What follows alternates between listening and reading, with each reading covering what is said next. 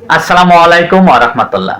সুধী দর্শক, দেশের প্রধান প্রধান জাতীয় দৈনিক পত্রিকার শিরোনামে স্থান করে নেওয়া গুরুত্বপূর্ণ খবরগুলো নিয়েই হাজির হলাম আপনাদের সামনে। আশা করি সাথেই থাকবেন। গুরুত্বপূর্ণ শিরোনামগুলোর মধ্যে আজ যা যা থাকছে: ভূমি সেবায় দুর্নীতি ও হয়রানি থাকবে না, জনগণের কাছে দেওয়া ওয়াদা পূরণে কাজ করছে সরকার।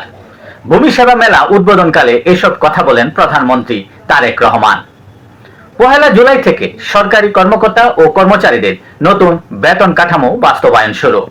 নতুন বেতন কাঠামো বাস্তবায়ন কমিটির সুপারিশ আমলে নিচ্ছে সরকার।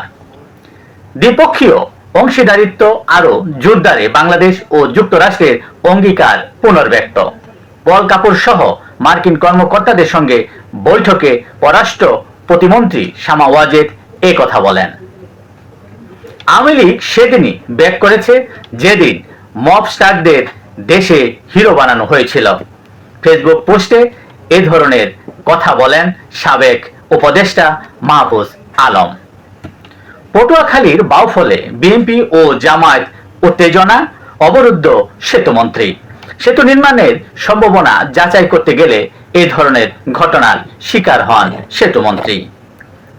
হামে মৃত্যু ও সংক্রমণ কোনোটাই কমছে না, প্রাণ গেল আরো 11 শিশুর। রাজধানীর সিদ্ধেশ্বরী উচ্চ বালিকা বিদ্যালয় ও ময়মনসিংহের বনপাড়া আদর্শ স্কুল অ্যান্ড কলেজের 141 শিক্ষকই ভুয়া। এছাড়াও 15 কোটি টাকার লুটপাটের ঘটনার চিত্র উঠে আসে ডিআই এর প্রতিবেদনে। সিলেটে 1,70,000 কৃষক ক্ষতিগ্রস্ত।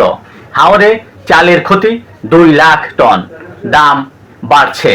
ক্ষতিগ্রস্তদের তালিকায় মৃত ও ধনাত্ম ব্যক্তিরাও। শাটডাউনে অচল ঢাকা প্রকৌশল ও প্রযুক্তি বিশ্ববিদ্যালয়। অকার্যকর মুদ্রাস্ফীতির চক্করে ডুবছে অর্থনীতি, বাণিজ্য ও বিনিয়োগ, বিশিষ্টজনদের অভিমত।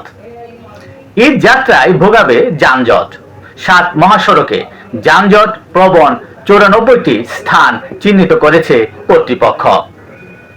সিলেট টেস্টে পাকিস্তানের বিপক্ষে ইতিহাস গড়ার পথে বাংলাদেশ। বাংলাদেশের লাগবে 3 উইকেট, পাকিস্তানের লাগবে 121 রান। দেশের প্রধান প্রধান জাতীয় দৈনিক পত্রিকার শিরোনামে স্থান করে নেওয়া আন্তর্জাতিক খবরগুলোর মধ্যে আজ যা যা থাকছে: হুমকির পর ইরানে হামলা স্থগিত করল মার্কিন প্রেসিডেন্ট ডোনাল্ড ট্রাম্প। যুক্তরাষ্ট্রে মসজিদে 3 জনকে হত্যার পর সন্দেহভাজন 2 কিশোর আত্মহত্যা। যুক্তরাষ্ট্রের কাছ থেকে প্রায় 43 কোটি ডলারের অস্ত্র কিনবে ভারত। হামলা করলে রক্তস্নান হয়ে যাবে, যুক্তরাষ্ট্রকে কিউবার প্রেসিডেন্টের হুঁশিয়ারি। রাশিয়া ও চীনের কৌশলগত জোট বিশ্ব মঞ্চে গুরুত্বপূর্ণ ভূমিকা পালন করছে।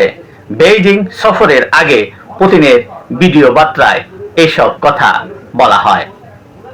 দক্ষিণ এশিয়ায় বড় ধরনের খাদ্য সংকটের আশঙ্কা। দ্য ডিপ্লোম্যাটের প্রতিবেদনে উঠে আসে এই চিত্র। এই ছিল দেশের প্রধান প্রধান জাতীয় দৈনিক পত্রিকায় শিরোনামে স্থান করে নেওয়া গুরুত্বপূর্ণ খবরগুলো, জানিয়ে এতক্ষণ আপনাদের মাঝে উপস্থিত ছিলাম। আজকের মতো এখানেই, আবারও দেখা হবে আগামীকাল ঠিক একইভাবে। সে পর্যন্ত অবশ্যই ভালো থাকবেন, সুস্থ থাকবেন। আসসালামু আলাইকুম ওয়া রাহমাতুল্লাহ।